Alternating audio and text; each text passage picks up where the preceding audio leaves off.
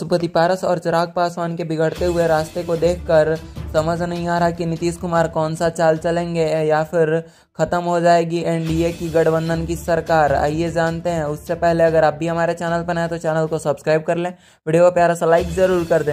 चिराग पासवान ने नीतीश कुमार के ऊपर बोल दिया है हल्ला। नीतीश कुमार भी थके नहीं समा रहे। उनका भी कहना है कि चिराग पासवान हमेशा ही धोखे की राजनीति करते हैं, जहां पर वो चाचा को धोखा देंगे तो कभी नीतीश कुमार के साथ धोखेबाजी खेलेंगे। नीतीश कुमार का कहना है कि चिराग पासवान कभी एक नाव पे सवार नहीं हो रहे। उनको हाजीपुर की सीट भी चाहिए, साथ में जमुई भी उनको विरासत में चाहिए। राजनीति के खेमे में बिखरता नजर आ रहा है चिराग पासवान का राजनीतिक गेम, लेकिन क्या होगा पशुपति पारस का भी गेम, यह भी देखना असंभव में नहीं होगा। लेकिन इस बार तो पशुपति पारस भी अपनी दाव खेल रहे हैं। पशुपति पारस का कहना है कि अगर चाचा नहीं माने तो मैं उन्हीं की परिवार से उन्हीं की मां को दे दूंगा सीट। पशुपति पारस के कहने का मतलब यह है कि उन्हीं की दूसरी मां, जो कि रामविलास पासवान की दूसरी पत्नी रह चुकी हैं, उन्हीं को वो सीट देने का बात कर रहे हैं। लेकिन चिराग पासवान ऐसा होने नहीं देंगे, क्योंकि चिराग पासवान को दोनों ही सीटें चाहिए, यहाँ की जमुई भी और वहाँ हाजीपुर सीट भी।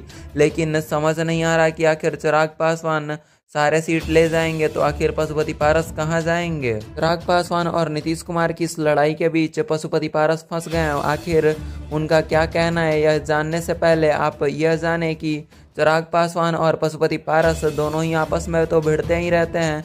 साथ में अब एक नया खुलासा यह भी हुआ है कि चिराग पासवान के साथ साथ अब जीतन राम मांझी भी लड़ने के लिए तैयार हो चुके हैं, जो कि नीतीश कुमार के खिलाफ आज की भसड़ में जाने के लिए तैयार हो चुके हैं। इस राजनीतिक गेम में तेजस्वी यादव और नीतीश कुमार के बीच किसका पलड़ा होगा भारी, यह देखने लायक होगा। आखिर बीजेपी क्या करना चाहती है यह तो वक्त बताएगा, लेकिन अभी तो यह देखना बाकी है कि आखिर वोटिंग में किसके ईवीएम में चोरी होती है और किसके ईवीएम में बिना चोरी के ही वोटिंग होती है। ईवीएम की बात आ ही गई है तो आपको बता दें कि ईवीएम की बात हम इसलिए कर रहे हैं क्योंकि आजकल तेजस्वी यादव का एक नया बयान आ रहा है कि ईवीएम की चोरी हो जाती है तो कभी वोट की चोरी हो जाती है। वोट बैंक से अगर वोट ही चोरी हो जाते हैं तो फिर चिराग पासवान और तेजस्वी यादव आखिर चुनाव में खड़े ही क्यों हो रहे हैं। आजकल की रणनीति चिराग पासवान और नीतीश कुमार के बीच ही नहीं रह रही, बल्कि आजकल की रणनीति तो बिखर के टूटती भी है। यह आज समझ आ रहा है, क्योंकि चिराग पासवान और नीतीश कुमार के